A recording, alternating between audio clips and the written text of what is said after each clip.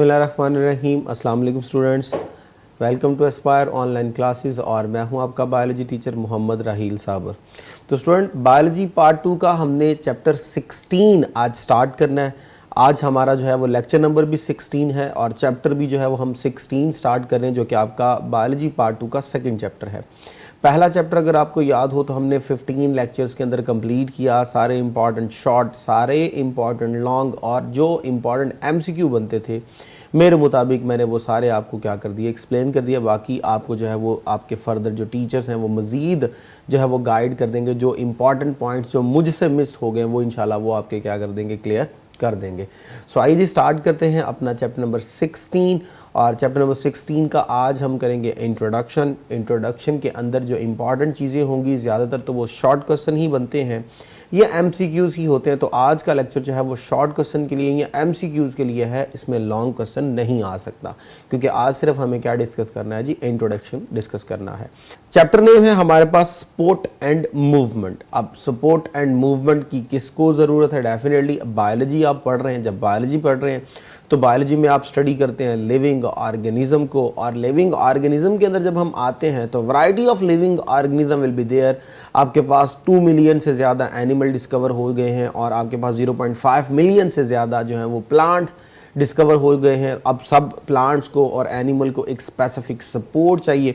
तो जब हम सपोर्ट एंड मूवमेंट की बात करेंगे तो ये आज आके आपके पास लिविंग ऑर्गेनिज्म से रिलेट हो रहा होगा कि हमारे पास जो लाइफ है इस दुनिया में, हमारे पास जो लिविंग ऑर्गेनिज्म है इस दुनिया में, उनको स्पेसिफिक सपोर्ट भी चाहिए और उनको मूवमेंट भी चाहिए। सो आइए जी स्टार्ट करते हैं अपना लेक्चर।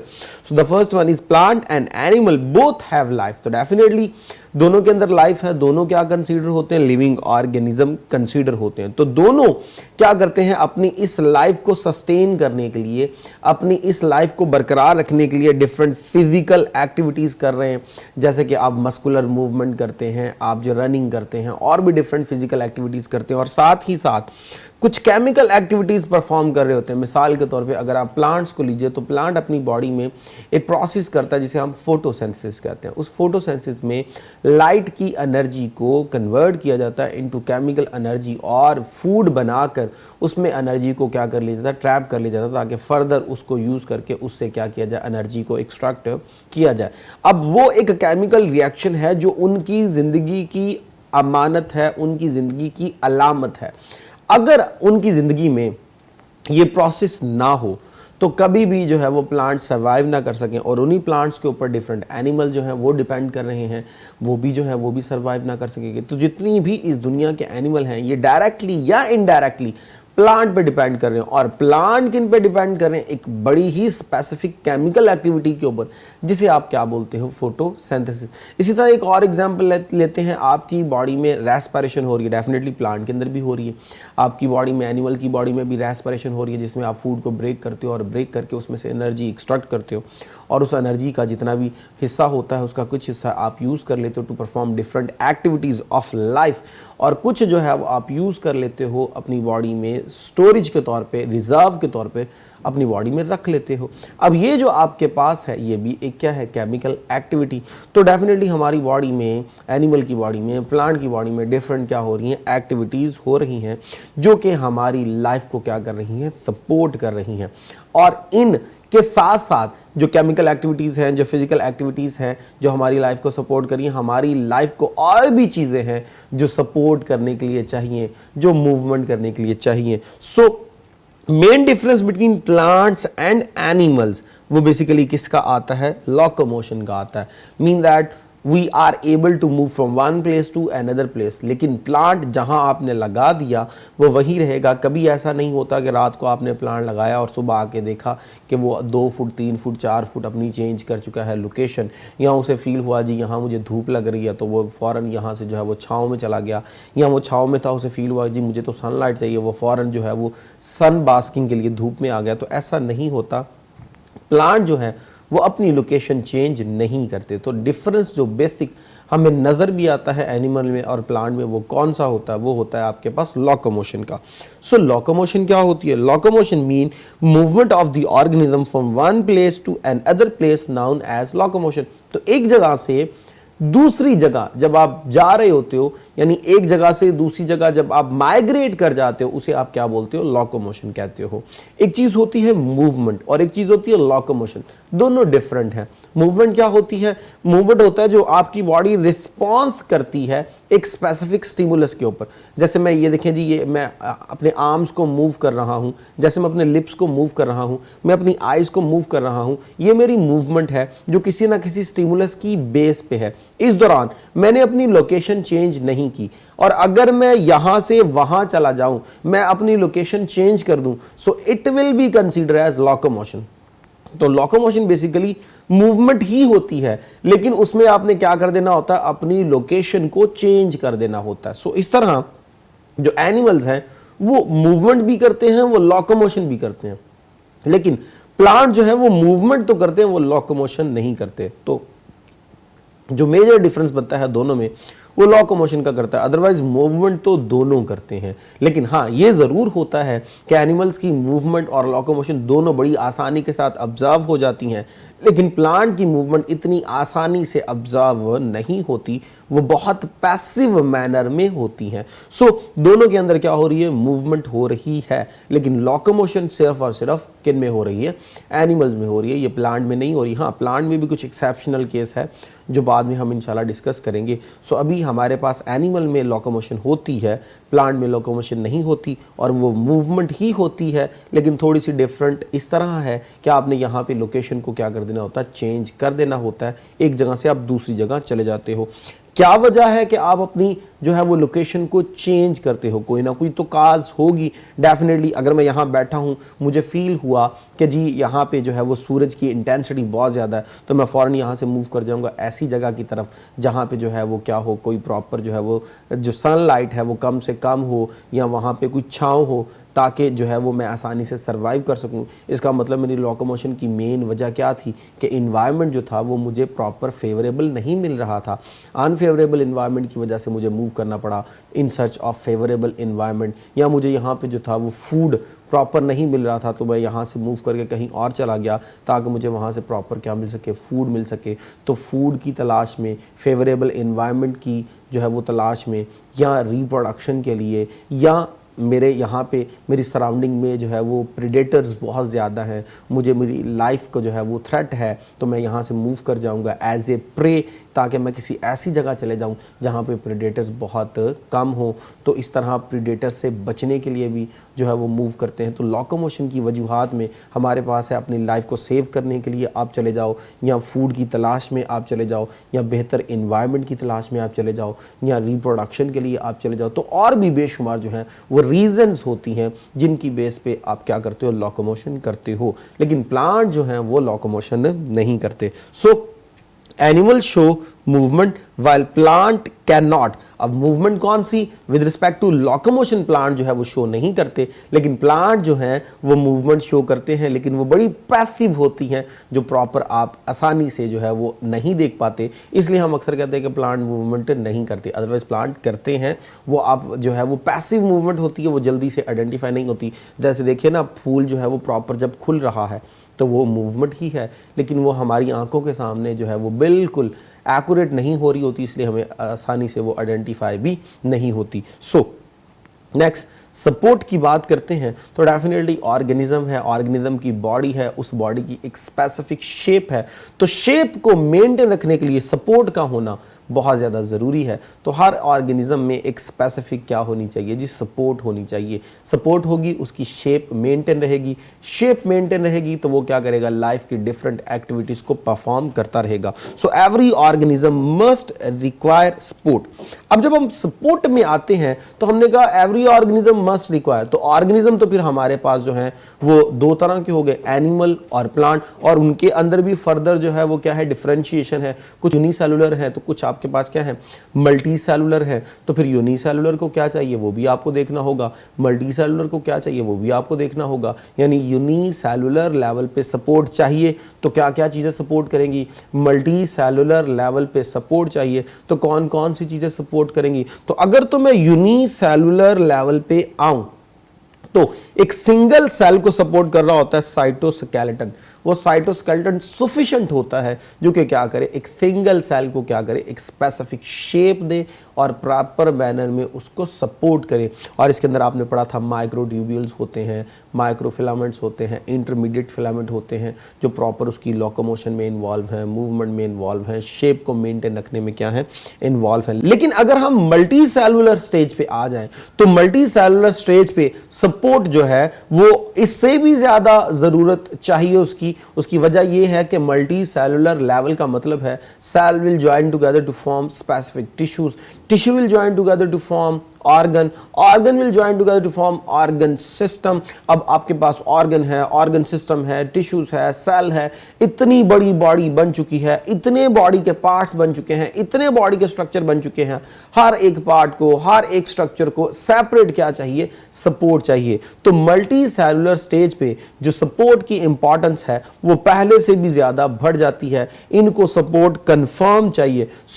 तब हम जाके फिर देखते हैं कि एनिमल में कौन सपोर्ट कर रहा है, प्लांट में कौन सपोर्ट कर रहा है। अगर हम मल्टी सेलुलर प्लांट्स में आए तो प्लांट्स ने जाहिर है ग्रो करना है। जब तक प्लांट इतना है कि अभी वो ग्रो कर रहा है, अभी वो मैच्योर स्टेज पे नहीं आया, तो आपने देखा है जो अक्सर प्लांट होते हैं जब तक वो मैच्योर स्टेज पे नहीं आते तब तक उनकी जो स्टेम्स वगैरह होती हैं वो थोड़ी सी वीक होती हैं, ग्रीन कलर की होती हैं, प्रॉपर वुडी जो है वो पार्ट में कन्वर्ट नहीं होती। तो उस वक्त जो बेबी प्लांट होता है, इमेच्योर प्लांट होता है, उनमें जो मोस्टली सपोर्ट करने वाले स्ट्रक्चर होते हैं वो कौन से होते हैं, वो कॉलनकाइमेटस सेल्स होते हैं, यानी कॉलनकाइमा सेल्स होते हैं जो उनको क्या कर रहे होते हैं, सपोर्ट कर रहे होते हैं when the plant will be at baby stage यानी इमेच्योर स्टेज।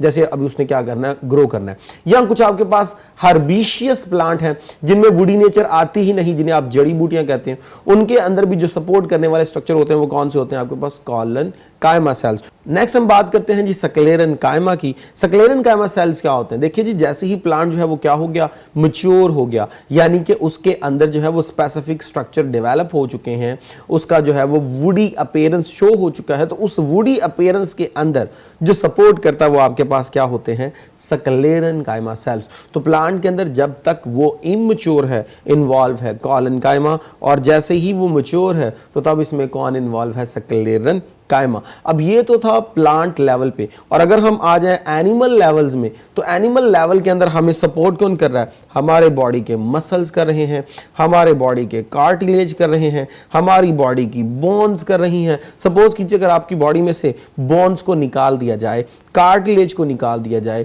मसल्स को निकाल दिया जाए तो क्या होगा, मसल्स को निकाल देंगे तो आपकी बॉडी में प्रॉपर मूवमेंट नहीं होगी, लोकोमोशन नहीं होगी। और अगर कार्टिलेज और बोन को निकाल दिया जाए तो प्रॉपर बॉडी को शेप नहीं मिलेगी। तो प्रॉपर बॉडी को शेप देना, सपोर्ट करना और उसकी लोकोमोशन करवाना, ये सारा कुछ रोल कौन परफॉर्म कर रहा होता है, आपकी बॉडी के मसल्स, आपकी बॉडी के कार्टिलेज और आपकी बॉडी में पाए जाने वाले डिफरेंट बोन्स, ये सारा काम परफॉर्म कर रही होती हैं। सपोर्ट इन प्लांट्स की बात करते हैं कि प्लांट के अंदर कौन कौन सी चीजें सपोर्ट में इन्वॉल्व होंगी और कौन कौन से पार्ट जो हैं वो प्लांट को क्या कर रहे हैं, सपोर्ट कर रहे हैं। So the most important function of the stem is to give support. तो अब देखिए जी प्लांट की अगर आप एज ए होल प्लांट के स्ट्रक्चर को देखें तो सबसे बड़ी चीज जो उसको सपोर्ट कर रही होती है वो डेफिनेटली उसकी क्या होती है, स्टेम होती है। बड़ी सारी आपके स्टेम है, स्टेम के आगे फर्दर ब्रांचेस हैं, ब्रांचेस के आगे री ब्रांचेस हैं, उनके ऊपर लीव्स अटैच हैं, उनके ऊपर फ्लावर्स अटैच हैं या उनके ऊपर फ्रूट अटैच है। इन सब को सपोर्ट जो कर रहा होता है उसका मेन ट्रंक कर रहा होता है, मेन स्टेम कर रही होती है। तो मल्टी सेलुलर स्टेज के ऊपर huge plant will be supported by stem.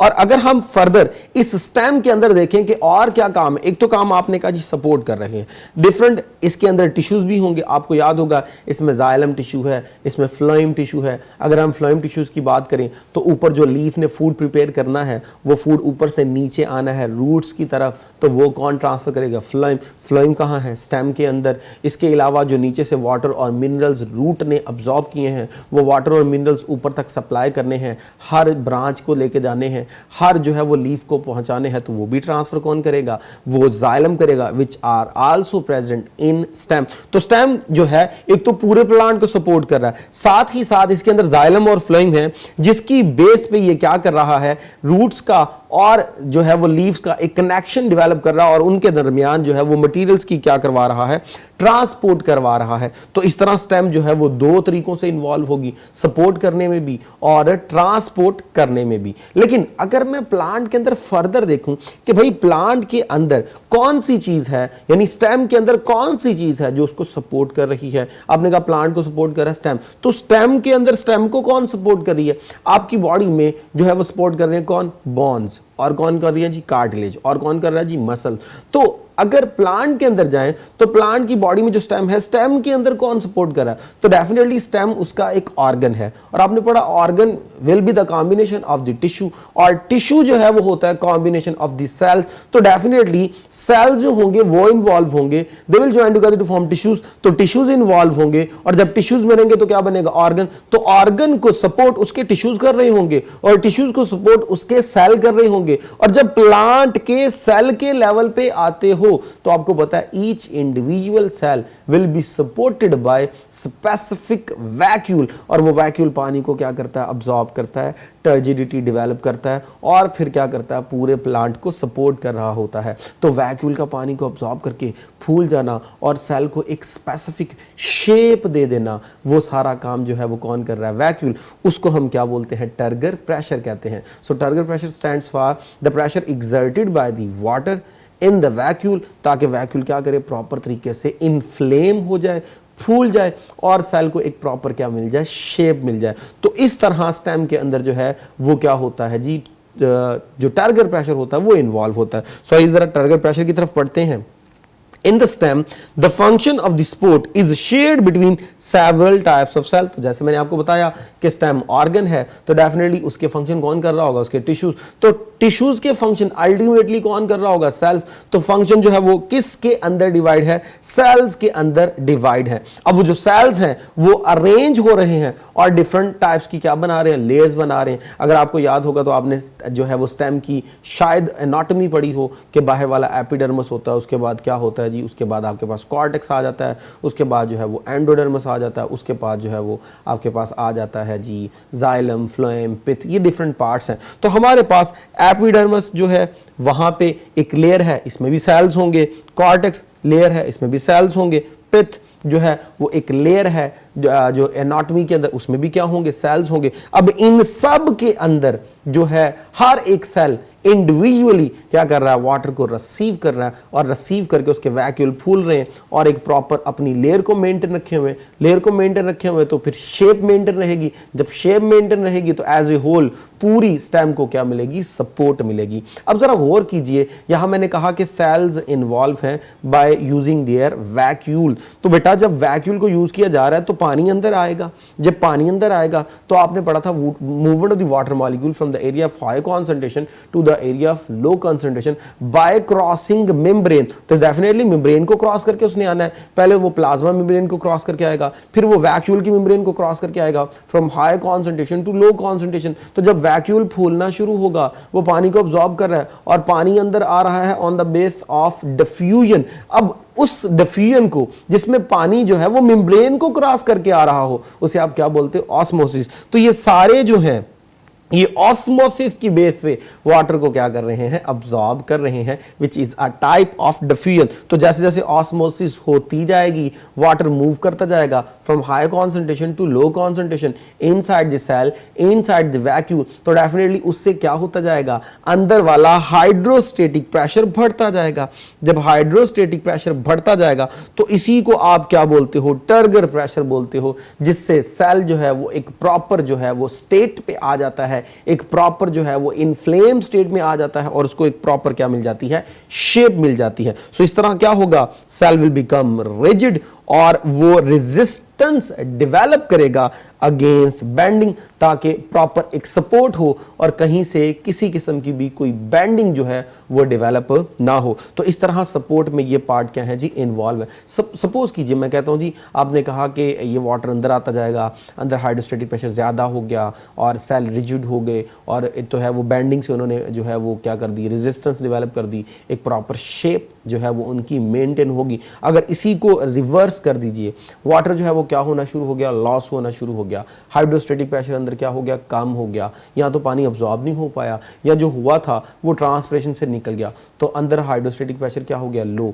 जब हाइड्रोस्टेटिक प्रेशर लो होगा तो डेफिनेटली रिजिडिटी मेंटेन नहीं रहेगी। जब रिजिडिटी मेंटेन नहीं रहेगी तो शेप मेंटेन नहीं रहेगी। जब शेप मेंटेन नहीं रहेगी तो डेफिनेटली आपके पास जो है वो बेंडिंग के अगेंस्ट रेजिस्टेंस भी डेवलप नहीं होगी। जब रेजिस्टेंस डेवलप नहीं होगी तो बॉडी की ना प्रॉपर शेप रही, ना रेजिस्टेंस डेवलप हुई अगेंस्ट जो है वो बेंडिंग, ना जो है वो रिजिडिटी मेंटेन हुई, तो क्या होगा, प्लांट जो है वो अपनी शेप को, अपनी सपोर्ट को खो देगा, और इस स्टेट को हम क्या बोलते हैं, विल्टिंग। सो विल्टिंग क्या है, इफ द लॉस टर्जिडिटी, तो हर्बिशियस स्टेम जो है वो क्या हो जाएंगी, विल्ट हो जाएंगी, क्योंकि हर्बिशियस स्टेज पे तो पहले ही हमने कहा वुडी नेचर नहीं होती। अगर आप वुडी प्लांट में आ जाए तो उनमें तो वुड इन्वॉल्व हो गई ना सपोर्ट के अंदर, लेकिन जिनमें तो वुड ही नहीं है, हर्बिशियस स्टेज है, यानी जो है वो स्टेम बड़ी वीक है और जो है वो ग्रीन कलर की है, उनमें तो वुड है ही नहीं सपोर्ट करने के लिए, तो उनमें तो रिजिडिटी का होना बहुत ज़रूरी था due to high internal hydrostatic pressure. लेकिन अब की बार हमने कहा हाइड्रोस्टेटिक प्रेशर क्या हो जाएगा, कम हो जाएगा। जब हाइड्रोस्टेटिक प्रेशर अंदर कम हो जाएगा तो रिजिडिटी मेंटेन नहीं रहेगी, टर्जिडिटी मेंटेन नहीं रहेगी, तो कभी भी प्लांट जो है वो क्या होगा, अपने आप को अपराइट नहीं रख सकता, शेप को मेंटेन नहीं रख सकता, तो उसमें क्या आना शुरू हो जाएगी, उसमें जो है वो विल्टिंग वाली स्टेज आना शुरू हो जाएगी, वो मुरझाना शुरू कर देगा और फाइनली क्या हो जाएगा, मर जाएगा। So the turgor pressure is extremely important to maintain the turgidity in plant. तो ये मैंने सारी बात आपको क्या कर दी, एक्सप्लेन कर दी। तो आइए जरा देखते हैं कौन कौन से सेल्स हैं जो सपोर्ट कर रहे हैं। तो बेटा मैंने पहले बताया था आपको कि जो है वो दो तरह के मेजर सेल्स हैं जो सपोर्ट कर रहे होते हैं, यानी वो सपोर्टिव टिश्यू हैं। एक आपके पास क्या है, कॉलनकाइमा, एक आपके पास है सक्लेरेनकाइमा। कॉलनकाइमा हमारे पास वो होते हैं जो कि बेबी प्लांट या इमेच्योर प्लांट के अंदर हैं या हर्बिशियस प्लांट के अंदर हैं, और सक्लेरेनकाइमा वो होते हैं जो मैच्योर प्लांट के अंदर हैं, जो वुडी स्टेज के अंदर हैं, जब वुड वगैरह इन्वॉल्व हो जाती है। तो यानी वुड के अंदर भी आ जाके कौन इन्वॉल्व है, सेल्स ही इन्वॉल्व है। So both are heavily lignified cell. तो लिग्नन एक केमिकल होता है और ये बाय नेचर जो है वो पॉलीसेकेराइड है, ये अंदर अकैमुलेट होता रहता है कॉर्टेक्स के अंदर, जाइलम वगैरह के अंदर और डिफरेंट टिश्यूज के अंदर, और उनके अंदर जो है वो एक हार्डनेस डेवलप करता रहता है, वो ज़्यादा से ज़्यादा हार्ड होता है। याद रखिएगा जब लिग्नन ऐड होना शुरू हो जाए तो जो लिविंग प्रोटोप्लाज्म होता है it will be replace by dead lignin, तो सेल आहिस्ता आहिस्ता डेड होना शुरू हो जाते हैं। लेकिन उनमें चूंकि लिग्नन बहुत ज़्यादा होता है जो कि एक हार्ड जो है और डेड केमिकल है, जिसकी वजह से पूरे पौधे को एक क्या मिलना शुरू हो जाती है, स्ट्रेंथ मिलना शुरू हो जाती है। सो ये हाई लिग्निफाइड सेल हैं जो कि क्या करेंगे, प्लांट को बड़े अच्छे तरीके से सपोर्ट कर रहे होंगे। और साथ ही साथ क्या होगा, in most terrestrial plant the major mechanical stress is imposed by wind. तो डेफिनेटली जो आपके पास टेरेस्ट्रियल प्लांट है उनके ऊपर जो सबसे बड़ी चीज उनके ऊपर एग्जर्ट कर हो रही होती है वो डेफिनेटली एटमॉस्फेरिक प्रेशर होता है। और जब एयर जो है वो मूवमेंट में होती है उसे आप विंड कहते हो। तो सबसे बड़ा जो प्लांट को जो है वो फेस करना पड़ता है प्रॉब्लम, वो कौन सा होता है जी, एयर इन मोशन यानी विंड का। तो सबसे ज्यादा जो उनको डिवेल्प करनी है रेजिस्टेंस, वो किसके अगेंस्ट करनी है जी, इस विंड के अगेंस्ट करनी है, ताकि उनमें बेंडिंग डेवलप ना हो। तो उनमें ये collenchyma cells, sclerenchyma cells by the help of lignin with the help of osmosis क्या कर रहे होते हैं, स्ट्रेंथ दे रहे होते हैं। तो ये देखिए जी आपके पास ये सेल्स हैं, ये आपके पास पैरेनकाइमा सेल्स हैं, ये आपके पास कॉलनकाइमा सेल्स हैं, ये आपके पास सक्लेरेनकाइमा सेल्स की डिफरेंट क्या है टाइप्स हैं। इंशाल्लाह नेक्स्ट लेक्चर में हम इनको भी डिटेल से देखेंगे। तो ये जो है ये सेल इन्वॉल्व होते हैं ताकि क्या किया जाए, एक प्रॉपर प्लांट को सपोर्ट किया जाए। अब फर्दर देखें तो next one is bundle cap. अब बंडल कैप क्या होती है, in the stem of some plants, for example अगर हम सनफ्लावर की बात करें तो सनफ्लावर में क्या होता है, vascular bundle are strengthened by additional sclerenchyma fibre. अब वास्कुलर बंडल क्या होता है? जाइलम को और फ्लोएम को हम क्या बोलते हैं? कलेक्टिवली इसे हम वास्कुलर बंडल बोलते हैं। और अगर आपको स्टेम की एनाटॉमी पता है तो स्टूडेंट बिल्कुल अंदर वाली जानिब क्या होते हैं? जाइलम, और बाहर वाली जानिब क्या होते हैं? फ्लोएम, और दरमियान में उनकी क्या होती है? उनके दरमियान वास्कुलर कैम्बियम होती है। तो यहाँ पे कह रहा है जी कि जो वास्कुलर बंडल होगा उसमें जाइलम और फ्लोएम के साथ साथ कुछ एडिशनल स्क्लेरेनकाइमा के फाइबर्स आ जाएंगे और वो उनकी स्ट्रेंथ में क्या करेंगे? इजाफा। और अगर आप उनकी शेप देखें तो वो बिल्कुल कैप की तरह होगी। Hence we called it as a bundle cap. Bundle क्यों? क्योंकि डेफिनेटली वो कहाँ है? वास्कुलर बंडल के अंदर, और उनकी जो अपीयरेंस होगी वो एक कैप की तरह होगी, इसलिए हम उन्हें क्या बोलते हैं? बंडल कैप बोलते हैं। और ज्यादातर ये किन में होती है जी? सनफ्लावर के अंदर, ठीक है जी, विच फॉर्म बंडल कैप, ये मैंने बता दिया। और एक और देख लीजिए जी इसकी definition, against every vascular bundle there is a patch of the sclerenchyma forming something like cap on the bundle। तो ये भी जो है वो एक बंडल जो है वो कैप की क्या है जी? एक्सप्रेशन है। एक और इसकी डेफिनेशन है, ये देखिए जी, ये आपको नजर आ रहा है जी सनफ्लावर, ये आपने इसकी स्टेम की एनाटॉमी देखी और यहाँ से एक मैंने वास्कुलर बंडल निकाल दिया, तो आप चेक कर लीजिए वहाँ पे लिखा हुआ है बंडल कैप फाइबर, यानी कि एडिशनल जो है वो स्क्लेरेनकाइमा के क्या होंगे? सेल्स होंगे in the form of cap, इसलिए हम इसे बोलते हैं बंडल कैप। तो ये जो है ये क्या कर रहे हैं जी? स्टेम के अंदर सपोर्ट कर रहे हैं। सो सपोर्ट में रोल ऑफ टोनोप्लास्ट। तो देखिए बच्चों, मैंने आपको बोला कि फाइनली जो है वो सपोर्ट किसने देनी है? सेल ने देनी है। जब सेल ने देनी तो सेल ने किस तरह देनी है? By absorbing water. अब अब्जॉर्बिंग वाटर, जब वाटर मूव करेगा from higher concentration to low concentration by crossing the membranes of the cell and by crossing the membranes of the vacuole, तो ये आपके पास क्या होगी? ऑस्मोसिस होगी।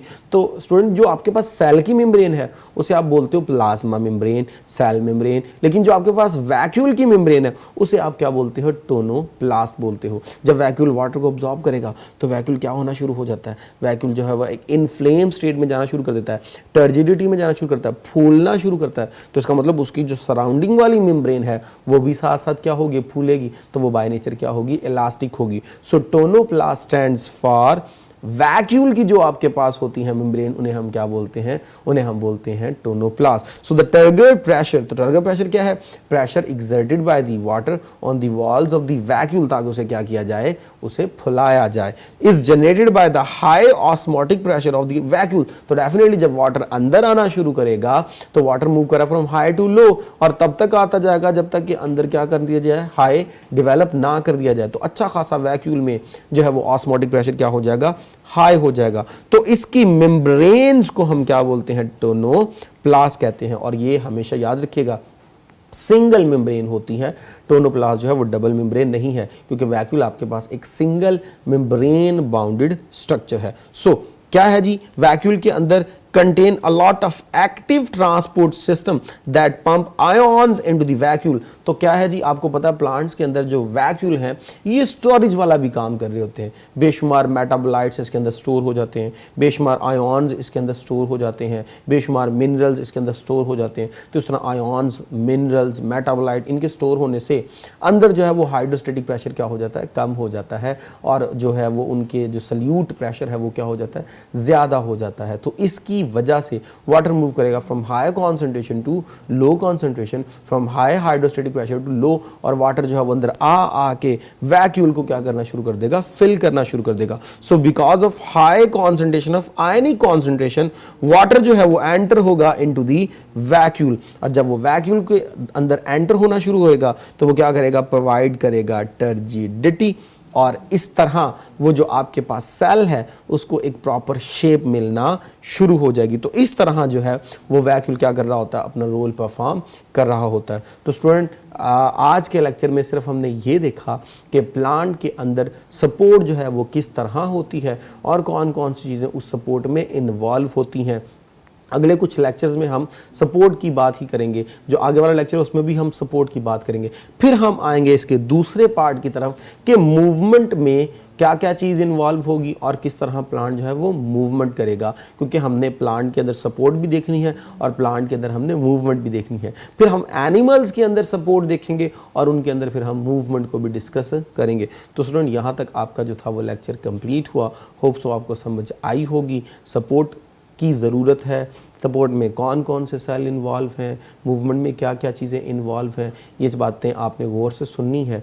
सो अब तक जो है वो इतना ही, इजाज़त दीजिए। Thank you very much. अल्लाह हाफिज़।